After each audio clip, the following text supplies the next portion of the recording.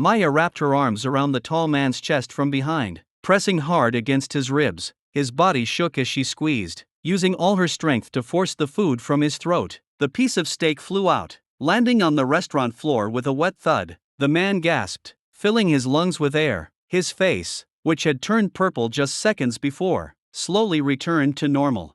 Maya stepped back, her heart pounding from the rush of adrenaline. "Are you okay?" she asked, her voice shaking. The man turned around and Maya's eyes widened. Even in the dim light of the small diner, she recognized him immediately. It was Arnold Schwarzenegger, the same face she'd seen in movies countless times, the same distinctive features and commanding presence.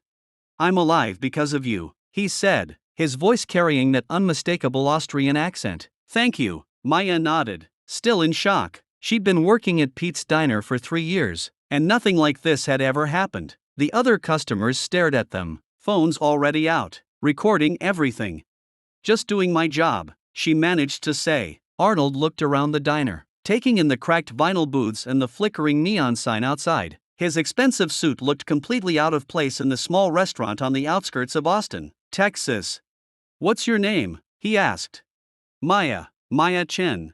"Well, Maya Chen, you saved my life tonight." He pulled out his wallet and placed a $100 bill on the table. "This doesn't even begin to cover what you did for me." Maya shook her head. "I can't take that. Anyone would have done the same thing." "No," Arnold said firmly. "Not everyone would have acted so quickly. You didn't hesitate for even a second." The other customers had gone back to their meals, but Maya could feel their eyes on her. She picked up the fallen napkin dispenser and straightened the salt and pepper shakers, trying to return to normal. "I should get back to work," she said. Arnold nodded, but didn't move toward the door. Instead, he sat back down in his booth and picked up his phone. Maya watched him type something quickly, then put the phone away. "What can I get you?" she asked, falling back into her routine. "Just water," he said, "and maybe your phone number." Maya's cheeks turned red. "I don't think that's a good idea." "Not for that reason," Arnold said quickly. "I want to thank you properly. Tomorrow, please." Maya hesitated. She'd never given her number to a customer before, especially not someone like him, but something in his eyes made her trust him. "Okay," she said, writing her number on a napkin, "but I work tomorrow night, too." "I'll remember that," Arnold said, standing up. "Thank you again, Maya. You have no idea what you've done for me." After he left, Maya couldn't focus on her work. Her manager, Pete, came over with a concerned look. "You okay, kid? That was pretty intense." "I'm fine," Maya said, but she wasn't sure if that was true. The rest of her shift passed in a blur. She kept thinking about the moment when Arnold had turned around, the relief in his eyes when he could breathe again. She'd never saved anyone's life before. At home that night, Maya couldn't sleep. She kept checking her phone, wondering if he would actually call. Part of her hoped he would. Another part of her hoped he wouldn't. What could someone like Arnold Schwarzenegger possibly want with someone like her? Maya's phone rang at exactly 9 a.m. She'd been awake for hours, staring at the ceiling and replaying the events from the night before. The caller ID showed a number she didn't recognize. "Hello," she answered carefully. "Maya, it's Arnold from last night." Her heart skipped. "Oh, hi. I hope I didn't wake you. I wanted to call earlier, but I figured you probably worked late." "No, I was awake." Maya sat up in bed, suddenly nervous. "How are you feeling?" "Better, thanks to you. Listen, I meant what I said last night. I want to thank you properly. Are you free this afternoon?" Maya looked around her small apartment. The rent was due in 3 days and she had exactly $47 in her bank account. She couldn't afford to miss a shift at the diner. "I have to work tonight," she said. "What time do you start?" 6. "Perfect. I'll pick you up at 2 p.m. We'll have you back in time for work." Maya wanted to ask where they were going, but something about his tone made her trust him. "Okay, but I should warn you, I don't live in the nicest part of town." "I don't care about that. What's your address?" After she gave him her address, there was a pause on the line. "Maya," Arnold said, his voice serious, "what you did last night, it changed everything for me. I hope you understand that." "I just did what anyone would do," Maya replied. "No, you didn't, and tomorrow you'll see what I mean." The line went dead. Maya stared at her phone, wondering what he meant by that. She had 4 hours to get ready, but she had no idea what to wear or where they were going. She spent the next hour cleaning her apartment, even though he probably wouldn't come inside. Then she stood in front of her small closet, trying to decide what to wear to meet a Hollywood legend. Her nicest dress was a simple black one she'd bought for her sister's wedding 2 years ago. It would have to do. At exactly 2 p.m., Maya heard a knock on her door. She opened it to find Arnold standing there wearing jeans and a plain black t-shirt. He looked more normal than she'd expected. "Ready?" he asked. "Where are we going?" "You'll see."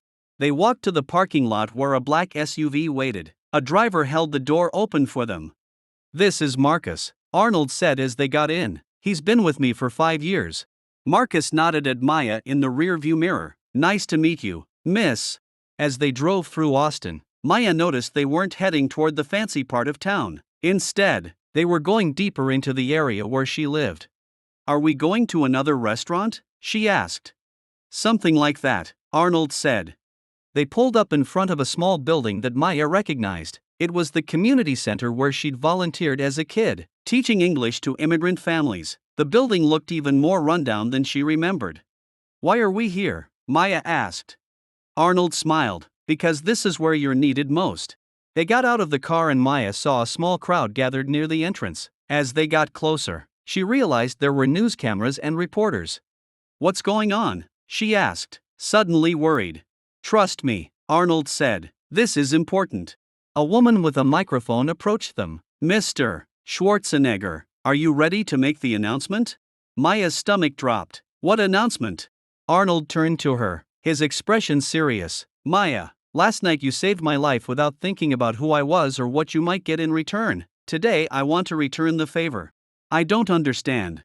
"This community center has been scheduled for demolition for 6 months. The city needs the land for a new shopping mall, but after last night, I realized something. The people who matter most are often the ones who get forgotten." Maya felt tears forming in her eyes. "What are you saying?"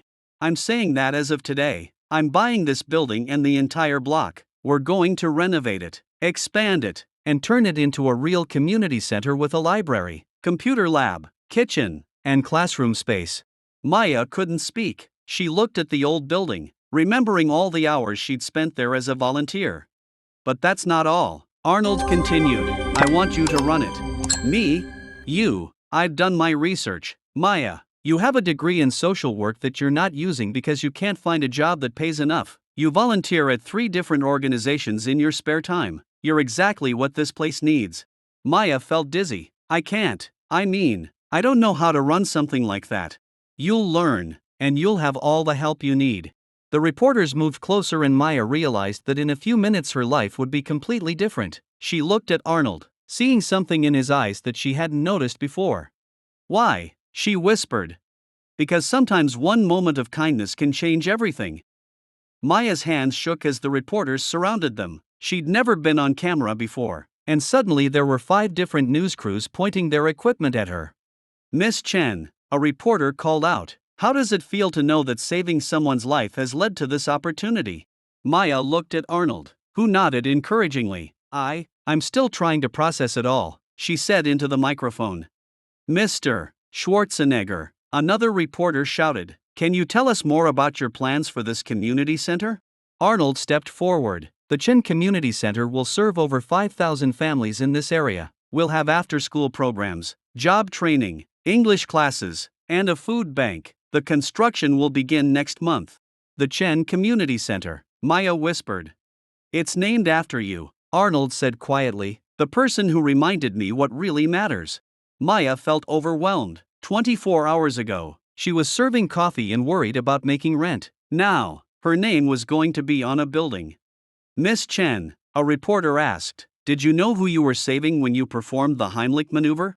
"I knew," Maya said, finding her voice, "but it didn't matter. Someone was choking. I had to help. And now Mr. Schwarzenegger is investing millions in your community. What's your reaction?" Maya looked around at the neighborhood where she'd grown up, the houses with peeling paint, the empty lot where kids had nowhere safe to play, the elderly people who had to take 2 buses just to get to the grocery store. "I'm grateful," she said, "but I'm also scared. This is a huge responsibility." "You can handle it," Arnold said. I've seen what you can do under pressure. After the press conference, they went inside the old building. Maya walked through the rooms, remembering her childhood. In one corner, she'd helped Mrs. Rodriguez learn to read English. In another, she'd taught computer skills to teenagers who couldn't afford their own computers. The renovation will take about 6 months, Arnold said. In the meantime, we'll set up temporary programs in the high school gym. What about my job at the diner? Maya, you'll make 3 times what you're making now, with full benefits and a budget for programs. Pete understands. I already talked to him. Maya spun around. You talked to Pete? I told him one of his employees was about to become very important to this community. He said he always knew you were special.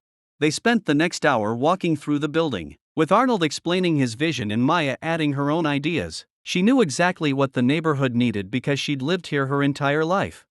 We need a daycare, she said. Most of the parents work 2 jobs and can't afford childcare. Done. And a health clinic. The nearest hospital is 40 minutes away. Already planned. What about a kitchen for cooking classes, but also for people who don't have reliable stoves at home? Arnold smiled. That's brilliant. See, you're already thinking like a director. As they prepared to leave, Maya realized something. Why didn't you just write a check to an existing charity? Why go through all this trouble? Arnold stopped walking. Because last night, I learned something about myself. I've been so focused on big projects in Hollywood that I forgot about the people right in front of me. You didn't save my life because you recognized me. You saved it because you saw someone who needed help. Anyone would have done the same thing. No, Maya, they wouldn't. I've eaten at expensive restaurants where the staff would have been too intimidated to touch me. I've been in meetings where people were afraid to speak up even when they saw problems. You acted without thinking about consequences. Maya felt tears in her eyes again. I just did what felt right. Exactly, and that's what this community needs. Someone who does what feels right, not what looks good on paper. They walked back to the car in comfortable silence. As they drove toward the diner, Maya watched the familiar streets pass by. Everything looked the same, but she knew it would all be different soon. Are you sure about this? She asked. What if I mess it up?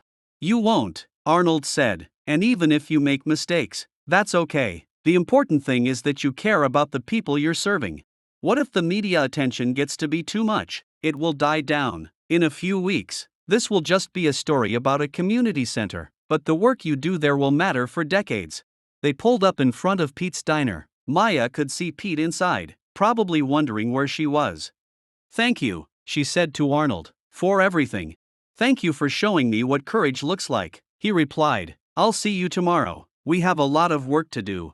As Maya walked into the diner, she realized that her life had changed completely in just 2 days. But the scariest part wasn't the new responsibility or the media attention. The scariest part was that she was starting to believe she might actually be able to make a difference. Maya stood in front of the mirror in her small bathroom, adjusting her blazer for the 5th time. It was her first day as director of the Chen Community Center, and she hadn't slept more than 3 hours. Her phone buzzed with a text from Arnold. Remember, you saved my life without training. You can handle this. She smiled despite her nerves. Over the past month, they'd met almost every day to plan the center's programs. She'd discovered that behind his public image, Arnold was surprisingly down to earth. He listened to her ideas and treated her like an equal partner.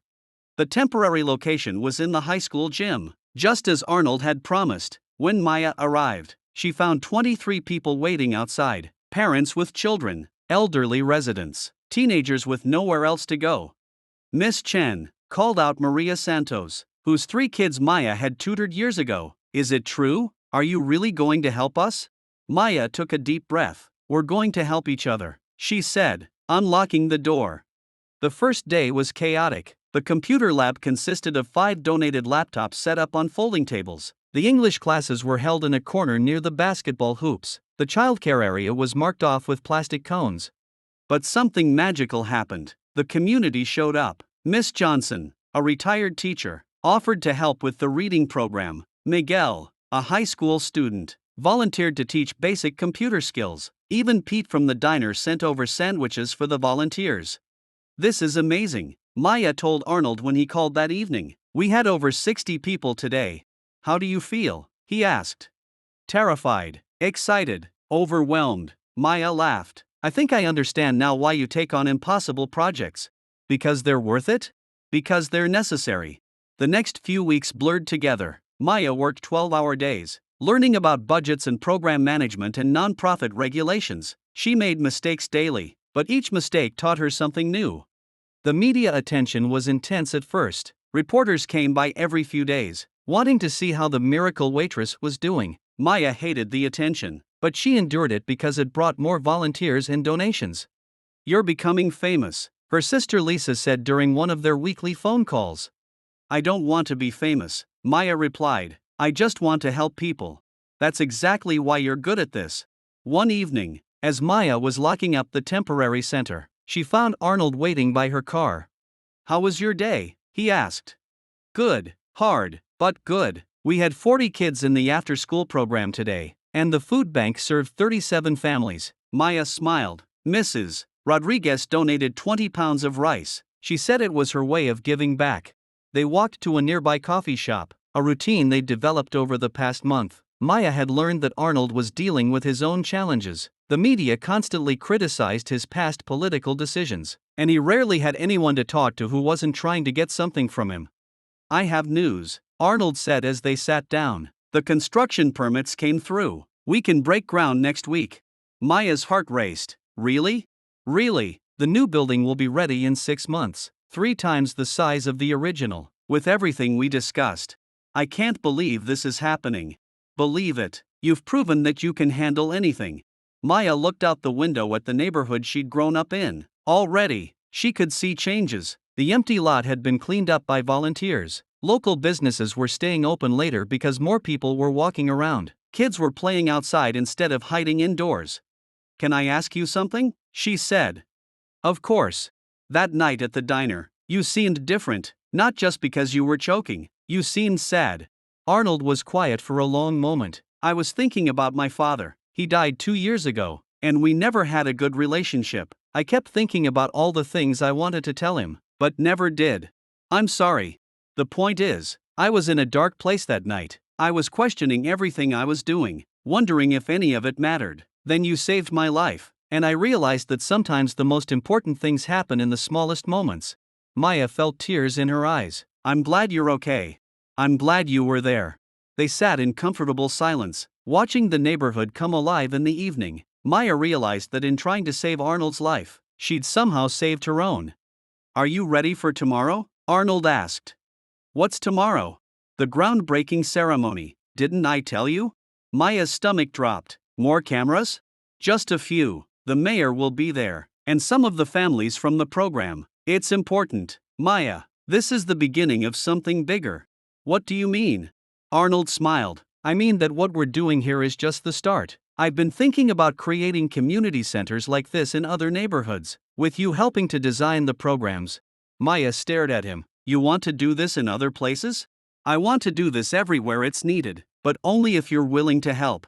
Maya thought about the kids she'd met over the past month, the parents who were learning English, the elderly people who had a safe place to gather, the teenagers who had somewhere to go after school. "Yes," she said, "I'm willing." As they walked back to their cars, Maya realized that choking on a piece of steak had been the best thing that ever happened to both of them.